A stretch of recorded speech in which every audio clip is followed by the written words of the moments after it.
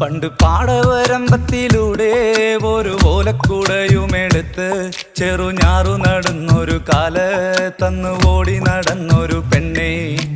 കയ്യിൽ കരിവളയിട്ട് കണ്ണിൽ കൺമഷി കൊണ്ടുവരച്ച് പിന്നെ വാർമോടിയൊക്കെ വിരിച്ച് നല്ല ചേലുള്ള പാവാടയിട്ട് ആ തോട്ടോരത്തുള്ളൊരു കൈതോലക്കൂട്ടത്തിനോരത്തു നിൽക്കണൊരാൽമരത്തിൻ ചോട്ടിലിരിക്കണ ദേവിക്കു ചാർത്തുവാൻ പൂവുകൾ കൊണ്ടുപോയോ പെണ്ണെ, പൂവുകൾ കൊണ്ടുപോയോ.